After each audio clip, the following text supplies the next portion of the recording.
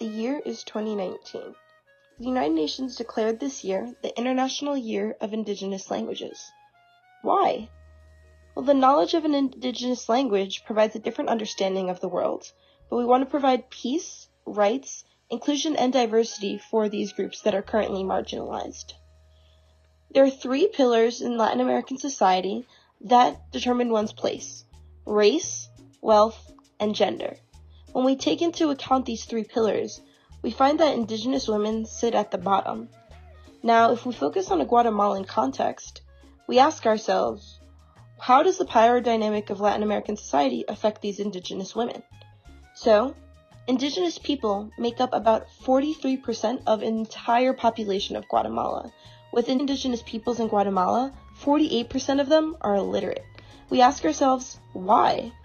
What are the minority language rights for indigenous women, and how have language and gender impacted the power dynamic in Latin American society? The Guatemalan Civil War lasted for 36 years, and it took place between 1960 and 1996. There was a mass genocide against the Mayan descent indigenous peoples, and there was murder and sexual abuse that took place for over decades that hadn't been solved. Then in 1996, there was the signing of the Peace Accords. Now this provided 3 different areas of improvement for indigenous peoples: social rights, religious freedoms, and linguistic rights. So they were protected, right? Wrong. In fact, despite the signing of the Peace Accords, we don't really know what the current language rights and policy rights supporting indigenous peoples are. Beyond language rights, when we take the 43% of the Guatemalan population that is indigenous people, only 33% of that population has access to healthcare.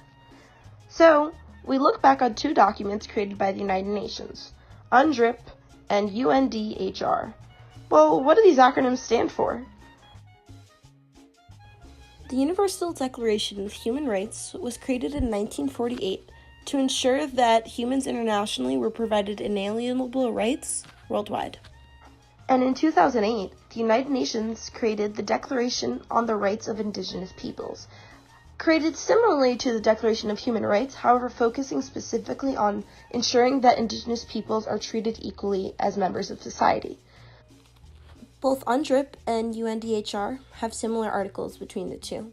UNDRIP ensures that indigenous peoples can understand and be understood in political, legal, and administrative proceedings, which we'll talk about in a minute. UNDHR also states that everyone is entitled in full equality to a fair and public hearing.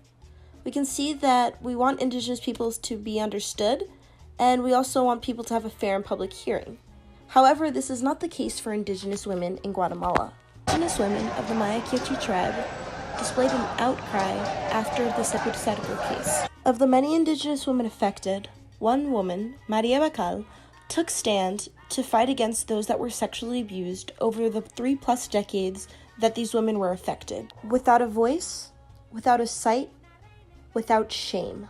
This phrase empowered indigenous women sexually abused over the past few decades. Maria Bacal served as an important voice for women of the Mayan tribe. Again, over the past 36 years of the Civil War, 80% of those murdered were of Mayan descent. Bacal gave a voice to 10 other women who took stand to fight against those that were sexually abused. This case took years to give these women a voice. In fact, these women waited hours for each trial, and in total it took 34 years and 22 trials for them to get the power that they once deserved. So what are some future solutions to help indigenous Guatemalan women improve their rights in society, as well as their language rights? The main issue with the trial was that the women had to search on their own for a translator that could translate into their own Mayan language in order for them to even fight for their rights. The biggest source of a solution is the United Nations. The United Nations has the power to expand the knowledge of Mayan language as well as understanding the very little rights given to indigenous women in Guatemala. We hope to use the United Nations in order to expand the global literacy of indigenous women as well as knowledge of the Mayan language. Overall, the biggest issue is to help expand global knowledge and global literacy of this language.